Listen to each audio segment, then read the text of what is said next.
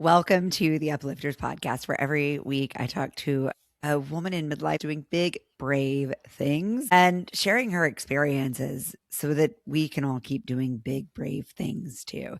Today, I am talking to Rebecca Bloom, the women's health and workplace advocate, a former benefits attorney, and the author of the incredible book, When Women Get Sick, an empowering approach for getting the support you need. Over 27 years ago, Rebecca did something a lot of us dream about. She walked away from a high-powered role that was focused on profit to pursue what felt like a calling. She has spent her time since at the Bay Area Cancer Connection Center, guiding women fighting breast and ovarian cancer through the maze of our healthcare systems, insurance, and workplace rights, one woman at a time. And she has become that girl, the one you call when things fall apart. I want to just start this conversation by reading the first note of praise in your book, which I'm obsessed with the title. When Women Get Sick is such a perfect and evocative title because I think we understand in it what a problem that is for everyone. Right. There is the woman who is sick, but it is the ripple effect and what that means for her community, for everyone she cares for. So I'll read this from Deborah Engel to set the stage. She's the executive director of Story Summit and the best-selling author of The Only Little Prayer You Need. She says, we all know women who have been diagnosed with cancer or serious illness or will be. And the anxiety can be paralyzing. When Women Get Sick is a beacon in the midst of that fear. Rebecca Bloom draws on a lifetime of compassion and 25 years experience as a patient advocate to walk readers through the complex healthcare system and workplace issues, helping women advocate for themselves and their well-being. If it feels like this book came straight from her heart, you're right. This labor of love can save you immeasurable money and stress. It could even save your life. Wow. Thanks, Deb. What was it like to hear your impact reflected back to you? It's an incredible moral rush, if you know what I mean. Yeah. It's a rush, but not like empty calories candy kind of rush, but like a moral rush because it makes me feel like I'm doing what I'm supposed to be doing. You wake up every morning. Am I on the right path? Am I doing the right thing? Am I using my gifts? Am I moving a needle? Am I making things better? So when you hear that, and when you hear an individual heart involved in something so intense who is able to express that, boy, it really makes me feel like I'm doing what I'm supposed to be doing. And it was a big trade-off, I imagine. You were at one of the most prestigious law firms in New York, and you left that work, not because you had to, not because of any external force told you, Rebecca, move on, but because you had such a strong desire to become a patient advocate. And I feel like that is very common among midlife women. Yeah. That we say, I am done climbing one ladder and I want to go and focus on a measure of success that is more meaningful to me. Right. And it's self-defined, I mean, without disparaging from whence I came, those rules were not written by me or anybody that I would want to be hanging out with in the off hours. Those rules were written by the morals of the marketplace, right? And I knew what I had to do to succeed there, but it didn't hit my soul work in any way that did more than pay the student loans and pay the bills. There you go. So it was hitting one need. Right. And leaving everything else empty. Yeah. I mean, the other thing it did feed was my need to learn. And I sure did learn. And what I really learned was how to work an impossibly complicated system, how to really think through all the layers of regulation and stakeholders and incentives to really understand how something really works. And you know what? That's a skill you take with you. Yeah. There was a guest on our show not long ago that said there's no such thing as a midlife beginner. And I think that's cool. Isn't that cool? Yeah. And I think it is so true for so many of us that we feel like, oh, this is a total pivot. I'm starting from scratch. But no, we're bringing decades of lived experience. No, I think that's right. I always think of it like this. Take what you were doing and lift the part out that you really loved and that really, really just kind of got you up in the morning, lift it out of the muck and then turn it into what you want it to be. But it's not a door slam or a leave behind. It's an extraction. So I see what you mean. Yeah. Yeah. Yeah. I love that way of thinking of it too. So many of us feel like we have to choose between survival and purpose. Yeah. And others feel like, I don't even know what my purpose is. I just know I long for it. So what was it like for you in those early days of saying, I think this is where I need and honestly must focus. And this is how I'm going to make this change in a way that I can tolerate the risk of this shift. Well, I was lucky in that I left New York at the right moment. So I didn't really, I had just had my first child, and the decision to wrestle down, could I figure out a part time? Could that even work? It was sort of put aside because I geographically moved. And at that time, my firm didn't have an office out in California where I moved to, although they do now. So that made it a little easier from an ego perspective. I didn't have to think like imagining how the other half is living 3 blocks from me, because they were no longer 3 blocks, they were 3,000 miles away. So I think that, but to shift it a little, I kind of made up my purpose, and that made it a little lonely, if you will, because I saw this submarine that was sinking because of the holes that were in it. And I literally took my fingers and tried to spread them around and stick them in the holes. And I felt like I was the only person doing that. Mm. And that has changed so much. If you look at women's health today, if you look at the groundswell of people who are interested in talking about coming at it from all the different angles, the system, the commercial angle, the innovation angle, everybody's coming together and going, this is a thing. We've got a system that wasn't really built for women. What are we going to do to make these health journeys work? Now I'm part of a community, which is so cool. But in those early days, it was kind of lonely. It was I just felt like, I thought, why can't I take this stuff I learned in industry and flip the script? Why can't I look at what I did and make it into something new and better and purposeful? But again, it felt like I was writing everything myself at that time. Now I feel like things have changed. We're talking about our second chapters in a new way. We're talking about reinvention in a new way. Things felt a little more linear. I mean, we're talking about over 25 years ago, right? Yeah. It felt like there was less recognition that there are a multiplicity of paths. And we also didn't really elevate the word purpose like we do now. Yeah. Yeah. It wasn't as aspirational. Yeah. It was more to a service sector. Right. And it was sort of an act of privilege, I think, to be able to.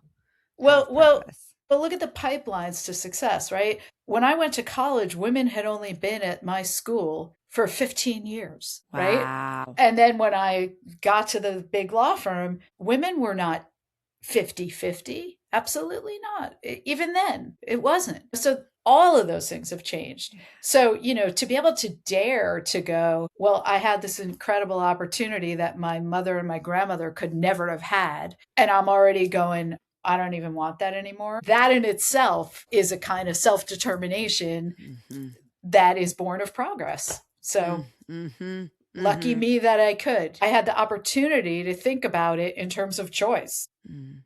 So I'm glad I did, but I'm lucky I did. So take us back to that starting point. What was happening systemically and in your world at that point, other than this big physical move across the country and becoming a mother? Yeah. So on the micro level, what was happening was my mom was diagnosed with breast cancer back in New York. And that gave me a real bird's eye view into how complicated and isolating and difficult a health journey really was for a woman, even when she had health insurance, relative financial security, a wonderful partner in my father, and a really excellent medical community. Those are things not everybody has. My mom had them, and I still saw, wow, these things you get in the mail, everybody says no when they should say yes.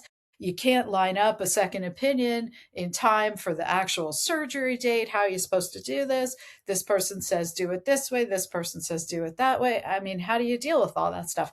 So I saw it up close. It looked really different than the way it looked from behind my mahogany desk as an employee benefits lawyer. It was a different lens to look through. So that's what made me go, I got to harness this stuff I know and use this lens to look at it this way and help folks get through this. So that's what was happening on the micro level. On the macro level, we did not have really great access to health insurance in those days. It was pre-ACA.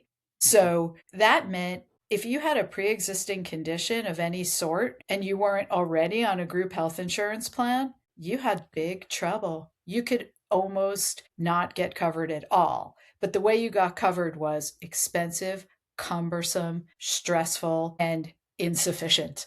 Mm-hmm. All of those things in the individual marketplace. That's how it was. And there were no laws to protect. You could get rejected from a policy that you applied for because you used a puffer in 1972. I mean, it was really untenable. And that's why millions more Americans are covered now.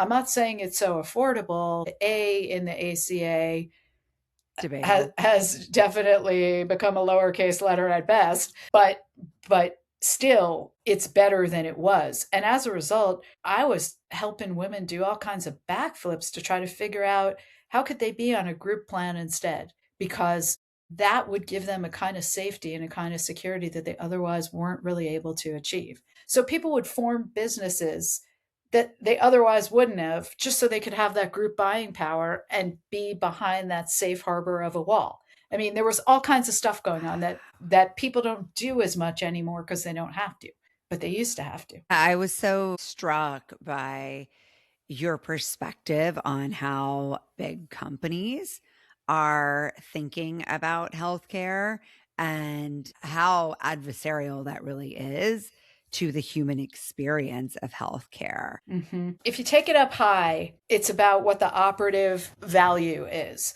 The operative value isn't really healing. It's efficiency and profit. Mm-hmm. Everything is about what's going to make money. It's not necessarily about what's going to cure an illness or what's going to make a journey better. Sort of from the studs, when you take it down to the studs, that's what you have. And that's why you need so much navigation. Yeah. And you need somebody who knows how to navigate that. And I think illness is like, I was talking to somebody today who's having their first baby, and I was thinking how unfair it is that we have to do anything this complex the first time alone. It's true. Well, childbirth is a health journey, right? Yes. It's not an illness, right? But it is a health journey. Yes. And so many of the roadblocks to having it be easy are similar.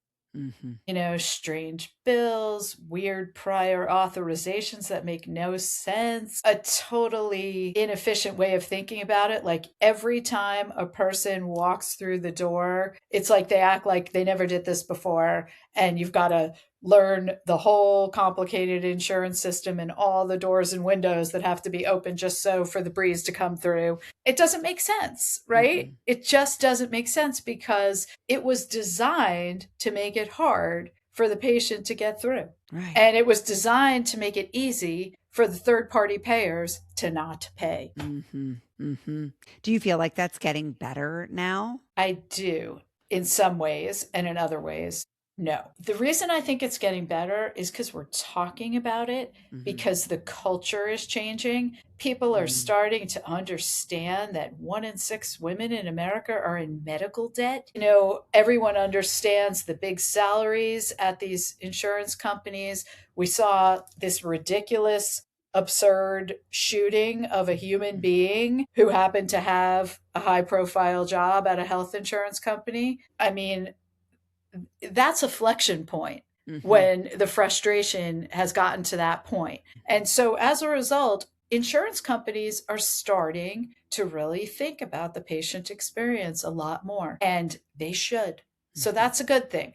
The hard thing is there are more and more stakeholders putting more and more pressure on the system. This biotech company, that software company, everybody's got to be part of the mix.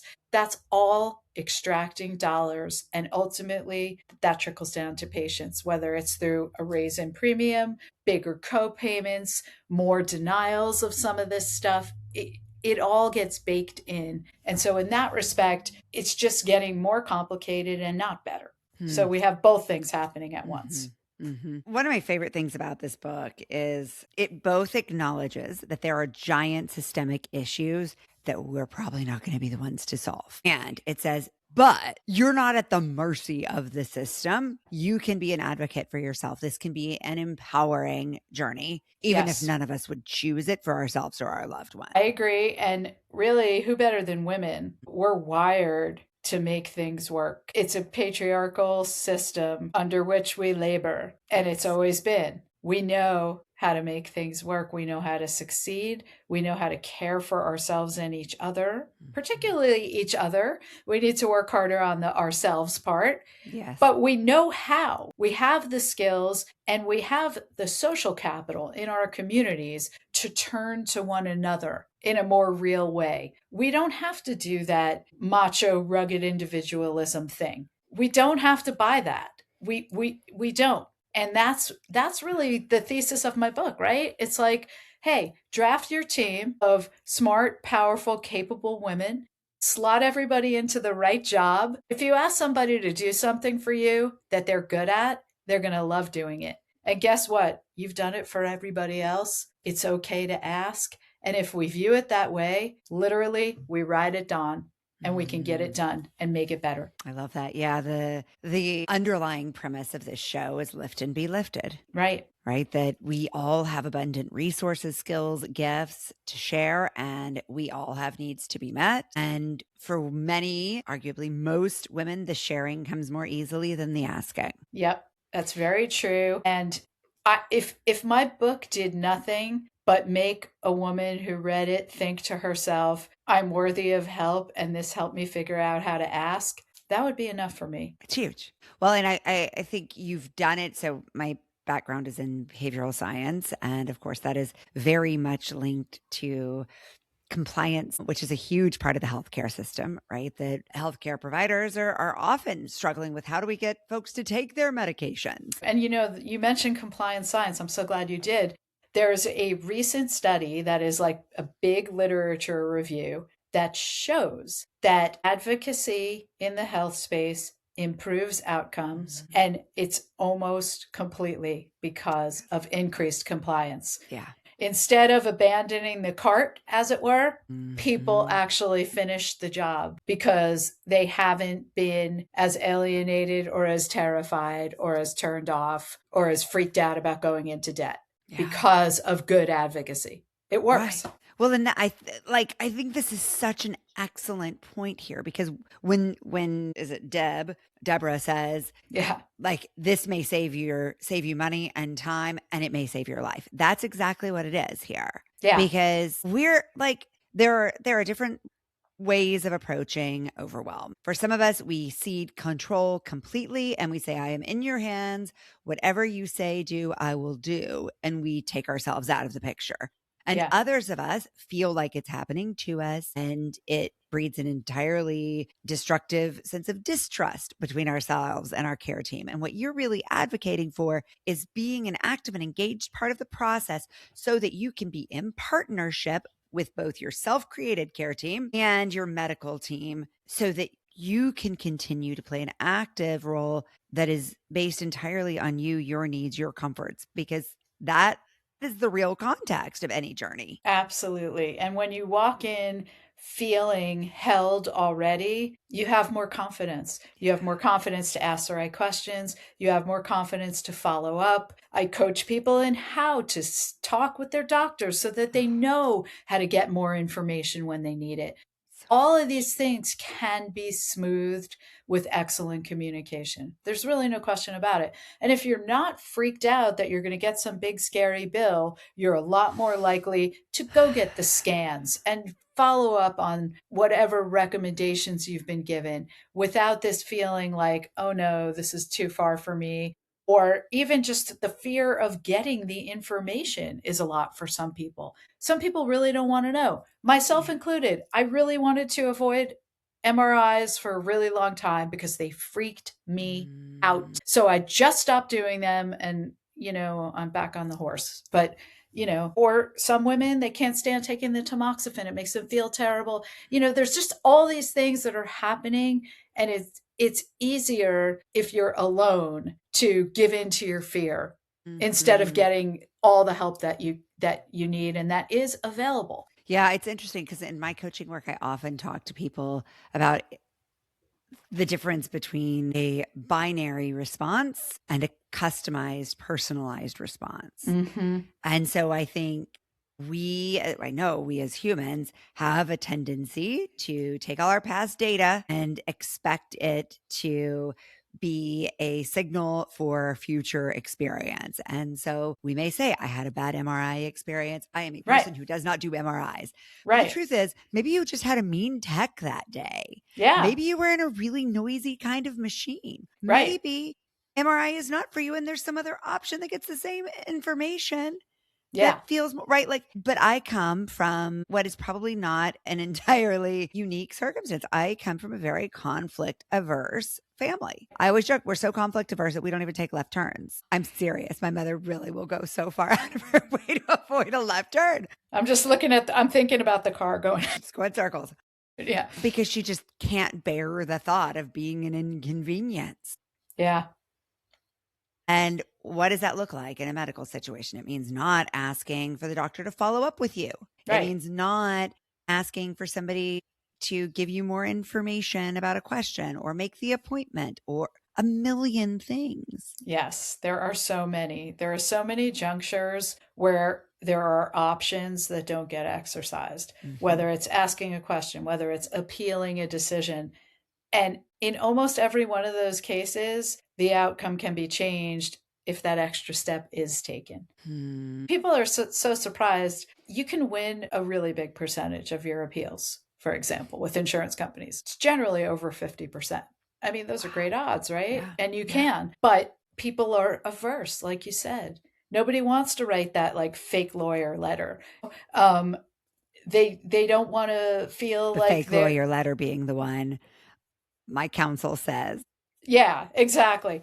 My advisors tell me like that. But the truth is, I'm not saying it's a great thing that the system is always making it harder and you always have to take that extra left turn, as you would say. It's cumbersome and it's exhausting. It's all the negative words that we could make up if we want to look at it that way. It's true. But if you bring the energy and you bring the muscle, you really can improve your situation. And so we all like to think we have some control. This is actually a place where you can have some control. You can make your health journey better if you set it up right. So inspiring and so empowering. And I'm sure, again, I don't know if the research has been done directly on this, but I'm absolutely confident that if it were, we would find that people who feel like they have a sense of agency and influence in their healthcare journeys have better outcomes. I would think so. In any sector of your life, if you feel you have agency, doesn't it change how you feel? Yeah, for sure. So a lot of the women listening to this episode are going to be women in their 40s and 50s. And this is a stage of life when serious health issues often become more real. They become even long-term issues become more impactful in terms of quality of life, income levels. So what are some of the workplace and benefits rights that most women overlook or aren't even aware of that you want them to think about? So first of all, if you need to take a leave of absence, that's your right. In fact, let's back it up. None of your employee benefits are charity. You have earned all of them, So that's the top line issue. It's part of your compensation. You've put whatever time you've put into the system. This is part of your compensation. It's not extra. It's not a gift. It's not, oh, isn't that employer so special and generous and wonderful? No, these are your benefits. So that's number one. And that's really important. And same goes for any government benefits like SSDI, Social Security Disability Insurance, any of those things. You have them so that if you need them, they're there and you pay for it. You've paid for it already. That is correct. That is correct. So do bear that in mind before you start to feel all nervous about asking for a survey of what your options are. So that's number one in the workplace. Number two, HR is your ally. They are not your adversary. HR, I used to be HR's lawyer, right? When I was working at that big firm. Their entire job is to keep you healthy and cared for so that you can be a productive member of their team. That is what they are charged with. That is what they get paid to do. They don't get paid to discriminate against you or to mess with you or to cheat you out of anything that's yours. That's not what they're told their job is. So try to bear that in mind when you talk to them, because there's anxiety when you're on a health journey. So you're worried you're going to say the wrong thing. What if they hear that you need another week off? Are they going to fire you? Are they going to dock you? Are they going to demote you? You think like that. Those are the stories we hear. Well, of course, and they do happen, but they're anomalies, right? And why go in with that approach anyway? If something goes wrong, okay, then an escalation is possible and advice is available. But don't start with that. Okay, so those are like the big general things. Specific things people never think about. First of all, if you need FMLA, Family Medical Leave Act, you don't have to take it all at once. You've got 12 weeks. You can take it in dribs and drabs. People don't always realize that. They think, oh, well, I have to take 12 weeks off. No, you could actually make a leave like that last. You could do 2 days a week for months if that's what you need to do. And it can work. So that's really, people always forget that. Yeah. Another thing people always forget is you may have money available to you in your 401k that you can borrow from yourself and pay yourself back. You may have hardship distributions that you can just take out. You may have premiums like for life insurance that you can freeze during your health journey and still be covered. There's all these ways that you can save money that you can. There's also employee benefits today. There's probably so many apps and mindfulness things and exercise and extras that are probably available to you. No one ever thinks about it. Mm-hmm. No one ever thinks about it. We leave so many of them unclaimed. Yeah.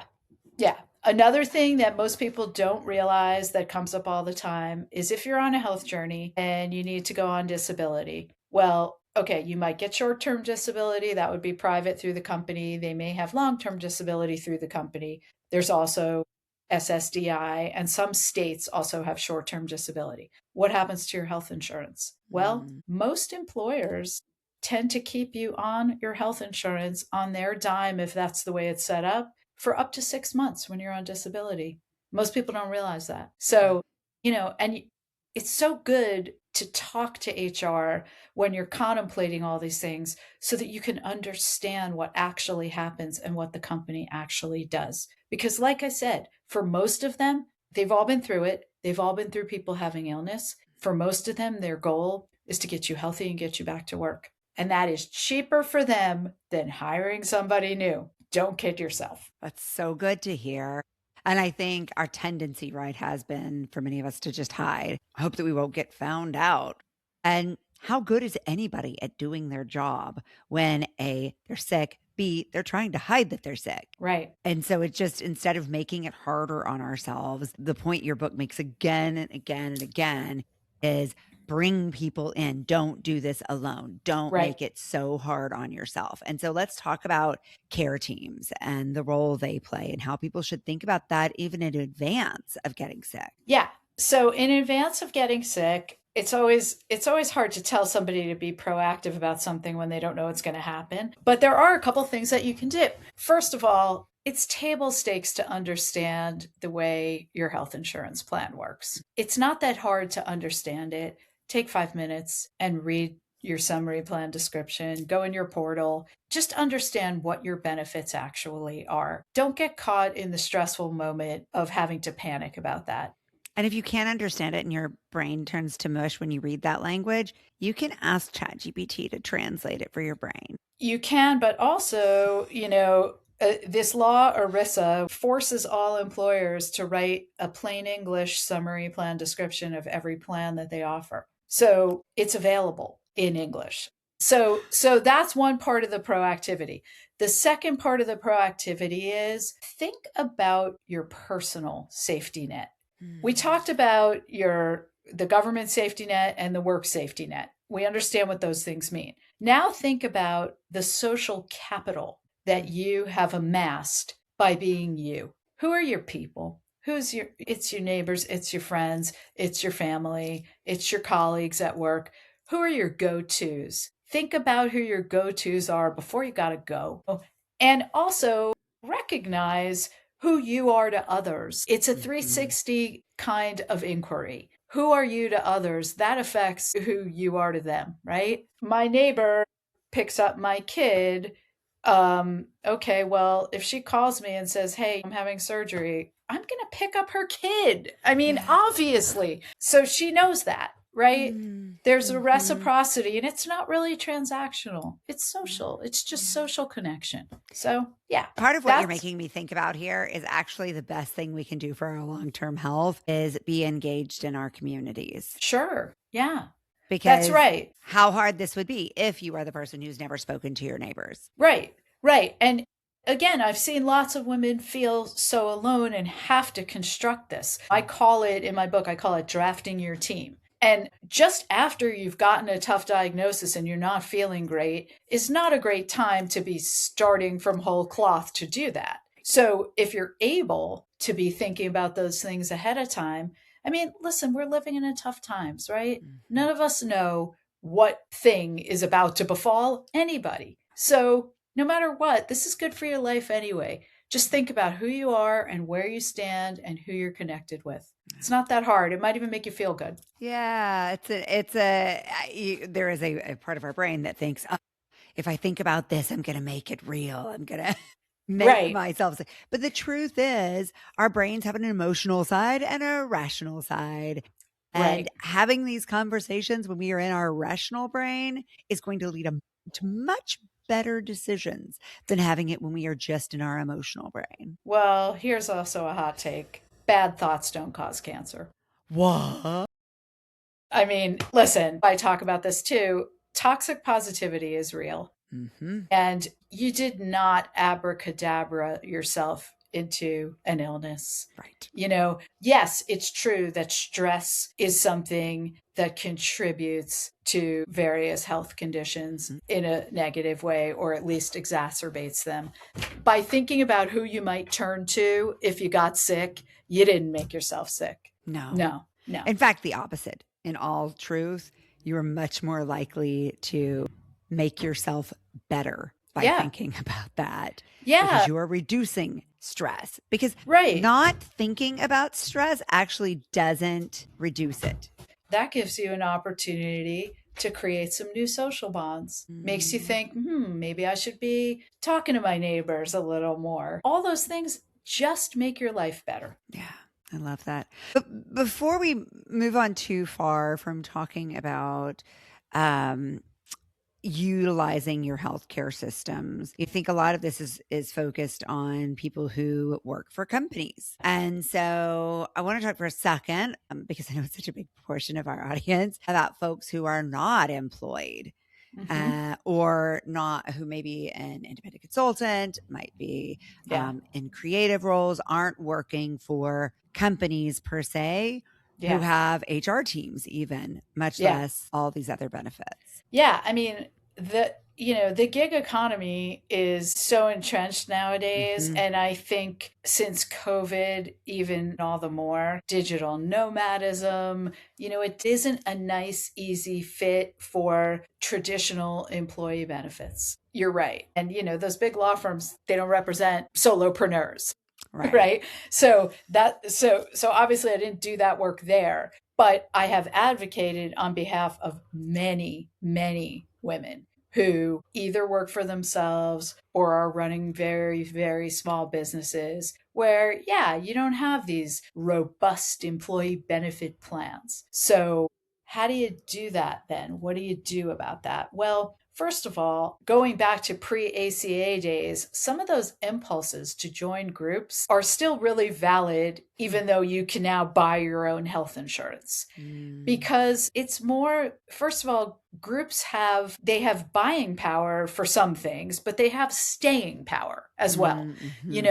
If you're a part of a group, then let's say you're a business consultant. There's so many women who have made choices to leave corporate America and run their own consultancies. Well, they still need peers. Why do you think they go to conferences so much? Why is the conference business such a big thing?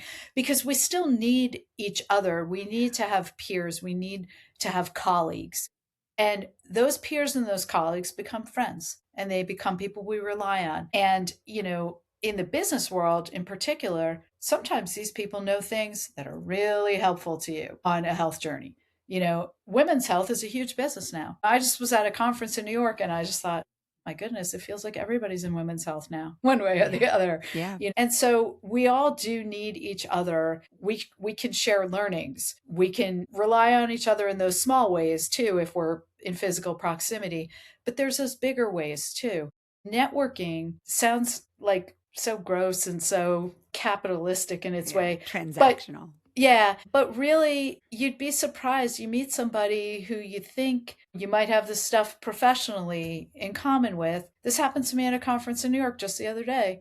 I met a woman who literally lives a block and a half from my mom and dad. Well, there are times when I might need to call somebody who lives a block and a half from my mom and dad. Not just because I might want to get a cup of coffee with her, but I'm not always there. And now I know she is. So you see how those things happen? You build your support network. And I do think women who work for themselves need it more, because I don't have a work wife. When you work at a company, you have a work wife. Yeah. And that's an incredible thing to have. But when you don't, you got to make it happen somehow. Yeah. You have to create your own work wife. And as you know, I'm writing about courage. So I want to hear your thoughts after 27 years of walking alongside women in arguably some of the hardest moments of their lives. What has that taught you about courage? What it has taught me is courage lives inside of all of us, but it isn't about the situation that you're in. It isn't about what you're facing. It's about your relationship to the cosmos. Life is terrifying. Which challenge is about to hit you in the face is almost academic. We're all challenged. And that's what I see. The smartest, most courageous women who I've met who were in dire health circumstances said this to me.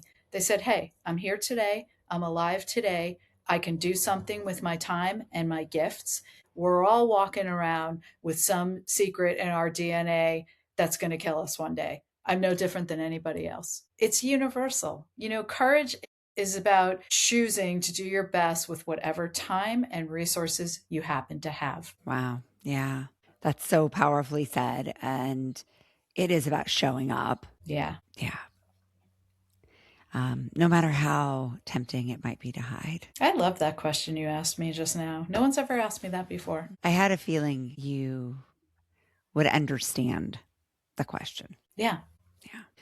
What still scares you in your work? What scares me is the crush of greed. The crush of greed sometimes feels impenetrable. Sometimes I feel like if I get around one thing, there's always going to be another thing. It just feels like a video game.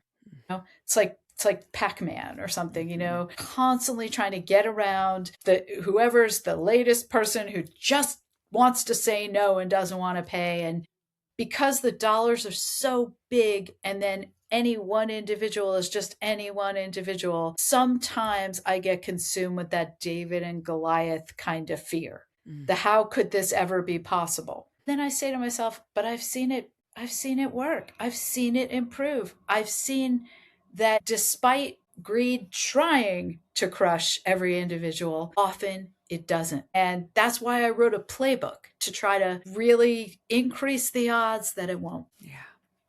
I love that answer too, because No. the only way it changes is to take action. That's get right. engaged, to face the reality of the situation. And that is so much easier if we believe that the effort is worth that energy. Yeah. And it's not always easy, right? I mean, No. I can talk to a woman who's in a real emotional downspout for good reason. No judgment, right? But I'll go, well, how about this? No, I don't want to. How about that? Well, that's not going to happen because of where the mindset is Yeah. based on what you said before. Like you keep getting data that tells you that's not going to work for me. It didn't work for me before. Why would I want to do it now? So it's like I have to kind of keep chipping away at it till I find a way in to something hopeful. And it's not the same for every person. So, yeah, it's not always easy. It can be tiring. But one thing I'm never afraid of is running out of gas on this. I will never run out of gas on this. I wake up in the morning ready every day to do this work. I love that. I've been writing today about drive for my book and how drive shifts in midlife. And we get a lot of messages, I think, that like our ambition dries up. And the truth is it just shifts in most cases to more meaningful roads. And you are such an extraordinary example of that. Thank you so much. And I totally agree. I mean, I don't think I've experienced burnout earlier in my life, both professionally and personally.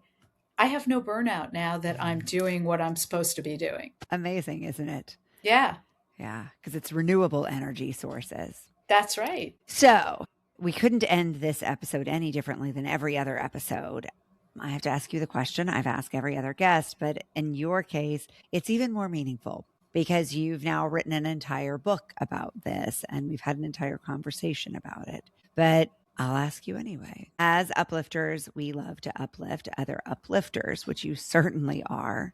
How can we support you and your mission, Rebecca? Thank you so much. So, first of all, I would love it if listeners would read my book and join somebody else's team proactively, even before it's needed. Just be ready to join somebody else's team. It'd be great if you reviewed the book on Amazon too, because apparently that does help. But that's secondary. For me, it's taking the learnings that you can be somebody's really important go-to. And if you think of it that way, if and when you ever need that, it's going to be right there for you. And I'd say get 2 copies of the book. I immediately wanted another one because I know I'm going to need to hand it out soon because it is inevitable that we will all care about people who will get sick and who will need this information, who will need somebody to break down the process and guide them through. And we can't all talk to Rebecca every day. And so I really, really am grateful for you translating all that into something that can help even more people. Thank you so much. And thank you so much for this conversation. It was wonderful. Thanks for watching the Uplifters Podcast. If this inspired you, hit subscribe and tap the bell to stay uplifted. Give this video a thumbs up and share it with someone who needs a little lift today. Big love. Painted water sunshine with rosemary and thyme. Dwell in the perplexing, though you find it vexing. Toss a star and hover, be your own best lover. Relish in a new prime, plant a tree in springtime. Dance with idle hindsight, bring the sun to twilight.